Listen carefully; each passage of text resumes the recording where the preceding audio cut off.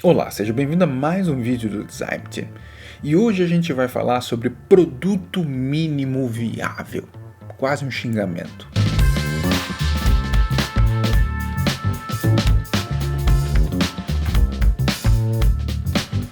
Antes da gente começar, não se esqueça, assina o canal do Design Team, não se esquece, aperta o sininho para receber notificações quando um vídeo novo como esse for lançado, dá like no vídeo ou dá dislike, prefiro o like, comenta, pode comentar até antes para conseguir ranquear o vídeo numa boa posição, isso é muito importante. Métricas, agora que eu aprendi sobre métricas eu sempre vou falar sobre isso.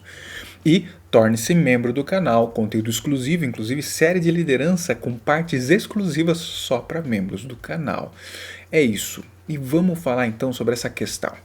O tão falado, famoso, discutido e talvez até um pouco esquecido hoje em dia, MVP. Em meu ponto de vista, muitas empresas, grandes ou pequenas, perderam de vista a disciplina e excelência em troca de ideias rápidas, de escopo e de respostas incompletas. E por incompleto eu quero dizer o uso excessivo do conceito produto mínimo viável, MVP. Ou seja, nos últimos tempos, profissionais que trabalham com produto incentivaram o uso do desenvolvimento ágil de produtos para obter uma vantagem competitiva dentro das empresas. E você sabe muito bem a minha opinião sobre ágil nas empresas brasileiras, se não, só ver aqui os vídeos do canal. E aí a gente ouve constantemente algo do tipo: faça apenas o suficiente para lançar o produto e permitir que os clientes testem para nós. Ou seja, usem o produto e surgiram mudanças. Agora é fato, o MVP tornou-se um meme, ou quase uma lenda, se a gente fosse falar do puro e verdadeiro, se existir, MVP. O conceito de MVP está ligado originalmente às ideias popularizadas pela Toyota e seu sistema de produção, o Lean Manufacturing. E aí Steve Blank, o empreendedor do Vale do Silício, criou uma metodologia baseada nisso.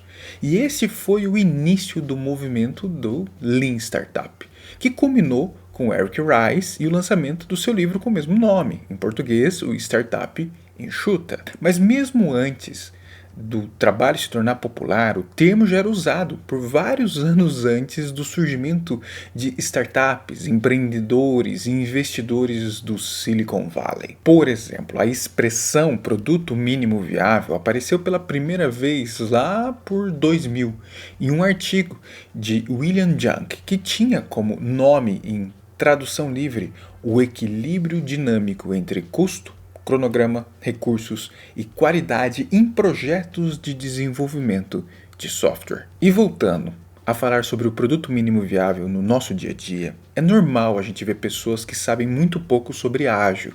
E tá todo mundo aí, nesse caso, procurando ativamente por MVP no projeto. Infelizmente, como acontece com muitas coisas na vida, os MVPs podem ser uma força tanto para o bem quanto para o mal. Isso foi muito Star Wars agora, né? Isso até acontece porque a falta de cultura de sempre pesquisar, sabe? A falta de cultura de buscar insights sobre o cliente, e aí com esse erro sendo cometido e com dados insuficientes sobre o cliente, a gente recorre de forma errada para um caminho de baixo investimento. E aí, teoricamente, é uma aposta no tão falado MVP. E por causa disso, conseguimos ainda enxergar várias deficiências, caos, onde os desenvolvedores, que adoram ir rápido, sem documentação detalhada, acabam operando sem o contexto adequado. E não é culpa dos desenvolvedores, não estou culpando.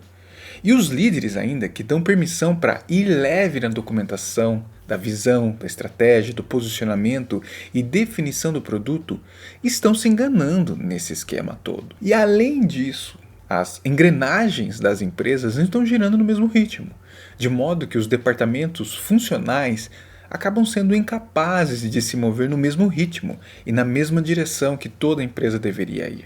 Por quê? Por causa da ausência de uma verdadeira liderança de produto e uma visão clara sobre o portfólio da empresa. E agora sim, eu coloquei o fogo no parquinho. Quando Eric Rice publicou o Lean Startup em 2011, ele popularizou o termo produto mínimo viável. E agora todo mundo quer um.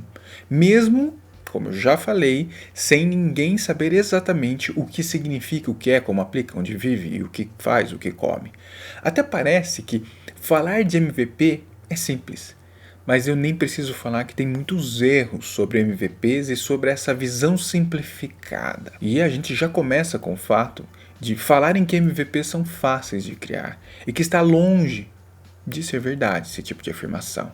A solução final pode até parecer que é fácil, mas o processo para chegar lá não é nem um pouco. Esse é um dos diversos problemas que podemos encontrar em uma lista gigantesca sobre como tratamos de forma errada o conceito, o processo, a visão de MVP.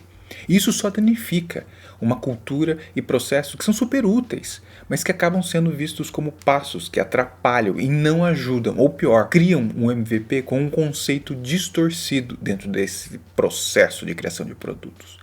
E definitivamente, tem coisas que ainda erramos na discussão sobre o que é um MVP. E a gente não devia estar errando tanto assim. Por exemplo, um MVP não é algo que você mostra, é algo que você precisa para aprender continuamente. Eu, por exemplo, eu já vi pessoas produzindo uma apresentação de slides com layouts de telas e acabam falando, olha, eu criei um MVP. Não, você não criou um MVP, você criou um mockup. E mockups existem desde antes de você nascer. E são uma ótima maneira de mostrar uma ideia para um produto. Um MVP é um produto real e funcional, a partir do qual você coleta insights que vão permitir o desenvolvimento de um produto com sucesso. Nas palavras de Eric Rice, o produto mínimo viável é aquela versão de um novo produto que permite a uma equipe coletar o máximo de aprendizado validado sobre os seus clientes. MVPs são feitos para o mercado. E o aprendizado que você obtém ao ter um produto mínimo no mercado, com certeza, é extremamente importante para o crescimento de um produto de sucesso, como eu já comentei. Mas também, apenas ter um MVP, no final das contas, não prova nada, porque é um processo. A questão que pega nessa visão sobre MVP é o porquê ser feito. E aí se conecta com as questões do processo e teorias fake. Queremos ter ágil, mas não fazemos direito. Queremos ter squad, mas não conseguimos ter uma visão de como fazer para que squads funcionem. Queremos falar de produtos, como Marty Cagan fala, mas não se aplica ao contexto da empresa. A gente quer MVP, mas ninguém sabe fazer um MVP de verdade. Ou pelo menos não querem arriscar fazer um MVP de verdade. Era melhor assumir que será feito um produto, uma POC, um projeto complexo, do que declarar e estragar o conceito de MVP de verdade. Provavelmente, ou talvez, porque esquecem que quando se adota o conceito de MVP, na verdade está adotando o processo iterativo de geração de ideias, coleta de dados, análise e aprendizado. Ironicamente, você está adotando a iteração como uma forma de reduzir o tempo total gasto na iteração. A gente está tratando aqui de otimizar o seu caminho para ajuste do produto no mercado. Alguns designers pensam que UX de produtos mínimos viáveis são o resultado. E, na real, são processos que, quando bem executados, resultam nos melhores produtos possíveis, onde definitivamente economizam tempo e recursos dos próprios designers de UX. O processo de UX não é diferente de um método científico. Observação, formação de uma hipótese, teste, coleta os dados, analisa os resultados e, em seguida, um processo de aceitação ou rejeição da hipótese. E aí que produtos mínimos viáveis, MVP, se encaixam bem na metodologia de UX. O processo de MVP é geralmente resumido como construir ou prototipar, medir, aprender e depois repetir com base nesses aprendizados. Eu já vi situações onde alguns designers confundem MVPs com provas de conceito ou protótipo. Até porque a primeira etapa do processo de MVP às vezes é chamado de prototipagem, o que pode até, de certa forma, explicar a confusão. Mas os MVPs são produtos completos, que estão prontos para a produção. No próprio livro Lean UX, do Jeff Gothelf, ele afirma que o Lean UX trata de trazer à luz a verdadeira natureza de um produto com mais rapidez. É um processo colaborativo que se concentra em construir uma compreensão compartilhada da experiência real do produto que está sendo projetado. Claramente, esse processo exige que os designers não apenas atendam às necessidades das pessoas a quem estão tentando servir, mas também às necessidades do negócio antes de começar. Quando a gente embarca em um projeto de design de UX, o entendimento e a forma e a base para todas as outras etapas do processo de design devem estar presentes nesse contexto. E é aí onde designers podem entrar nessa discussão. Lembra de alguns vídeos que eu comento sobre o papel do designer em influenciar, educar, provocar e facilitar? E é aí que nós podemos aparecer ativamente, questionando e trazendo pontos para a construção e justificativa do porquê realmente existir um MVP. A gente sempre tem que questionar, e a gente deve questionar o que está acontecendo para os usuários e a empresa que indica a necessidade real de se fazer um MVP. A gente tem que questionar o que a gente está tentando aprender se a gente for pelo caminho dessa visão da construção de um MVP. Qual é o impacto que a gente está tentando alcançar com o desenvolvimento de um produto mínimo viável? Você sabe disso? A gente tem que perguntar e questionar por que a gente está criando um MVP agora. Por que não antes? Por que não depois? Quais são as possíveis restrições que vão afetar o desenvolvimento do MVP? Porque ninguém talvez pare para pensar sobre isso. A gente também tem que perguntar como que a gente pode usar os nossos recursos, que muitas vezes são limitados, um cronograma super curto, para criar um MVP que realmente entregue valor de alguma forma. A Maia está aqui. Ter essas respostas para essas perguntas, no mínimo, vai ajudar na razão e na clareza suficiente para a gente criar um MVP. Pode e sim, devem haver mais perguntas com base no negócio e nas circunstâncias. Mas depois de validar uma necessidade, o processo de criação de um MVP se torna, ou pelo menos deve se tornar, muito mais fácil nessa visão. Design precisa reforçar e se posicionar que o MVP é uma ferramenta muito importante para testar, uma maneira de se aproximar dos usuários e de certa forma conseguir trazer à tona insights através de um elemento mínimo, mas com possibilidade de mitigar e entregar o retorno de informações necessárias para a criação real de valor. Você tem que lembrar que o MVP é um elemento para aproximar as necessidades dos usuários com foco em relevância e possibilidade de medição e ajuste de rota através desses insights que o usuário está te entregando. O ponto importante aqui é que MVP são processos para testar e metrificar possibilidades.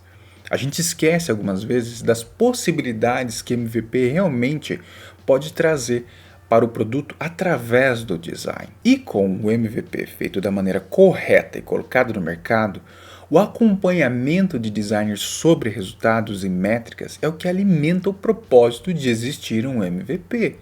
Testar e capturar o comportamento do usuário.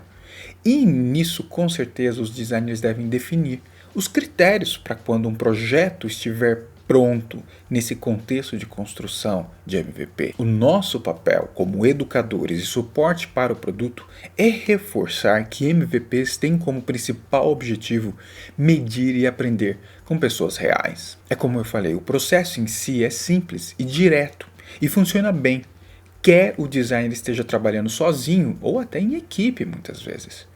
Por isso é importantíssimo construir produtos usando MVPs e oferecendo aos designers um acompanhamento claro para todo esse processo, desde a idealização até as iterações com base no feedback real do cliente. Esse método torna o design mais eficiente e com menos desperdício, claramente. E nisso você, designer, tem o papel de aprender e entender o lado do qual designers são realmente importantes nessa discussão, nessa provocação e na realização de MVPs reais. E aí a gente volta sobre o ponto da cultura do erro e o medo de investir em um MVP e ele se tornar um erro. Até porque a gente esquece que isso, na real, é um processo de disciplina e busca pela excelência em troca de rápidas e de respostas incompletas muitas vezes. Eu quero ouvir agora a sua opinião sobre MVP. Como é que é no seu dia a dia, na empresa que você trabalha, essa relação de construção e discussão sobre MVP? Está distorcido, está errado? Você tem espaço de acompanhamento, atividade e de realização de MVPs de verdade? Comenta aqui no vídeo. Comenta porque é muito importante eu saber sua opinião nessa relação. Eu também quero que, se possível, você assine o canal, se você ainda não for assinante. Aperte o sininho para receber notificações. Torne-se membro do canal, conteúdo exclusivo de liderança lá. E é isso, eu te vejo no próximo vídeo aqui do Design Team.